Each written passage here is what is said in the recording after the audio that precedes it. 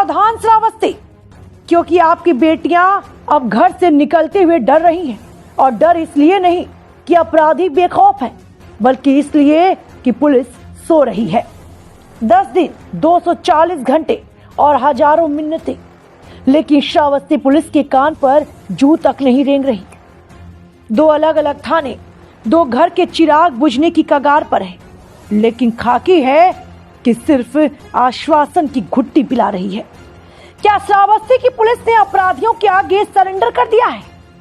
क्या रसूख और रंजिश की खेल में मासूम बेटियों की सुरक्षा को ताक पर रख दिया गया है? आज पूरा श्रावस्ती पूछ रहा है, कप्तान साहब, आखिर कब तक इन थानों की पुलिस के आश्वासनों का ये तमाशा चलेगा और कब लौटेंगी ये बेटियां सुरक्षित अपने घर?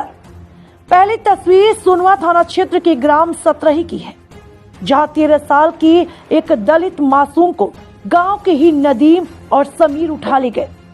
मुकदमा दर्ज है, धाराएं लगी हैं, लेकिन नतीजा सिफर है।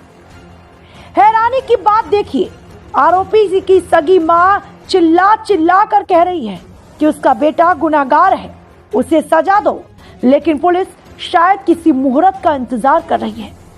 वही दूसरी शर्मनाक तस्वीर इकौना के कंजड़वा गांव का। यहाँ 21 साल की युवती लापता है और आरोप गांव के दबंग प्रधान के देवर पर है। सत्ता और रसूख की हनक ऐसी है कि 10 दिन बीत जाने के बाद भी पुलिस के हाथ खाली है। हर बार परिजनों को 24 घंटे का झुंझुना थमा दिया जाता है। परिजन मानसिक तनाव में है, समाज उन्हें जीने नहीं दे रहा और सिस्टम उन्हें न्याय नहीं दे रहा। इन दोनों परिवारों का सब्र अब टूट चुका है और वे किसी भी बड़े आत्मघाती कदम के लिए मजबूर हो रहे हैं। सवाल सीधा है और जवाब कड़वा। क्या श्रावस्ती में न्याय सिर्फ रसूखदारों की चौखट पर सजदा करता है?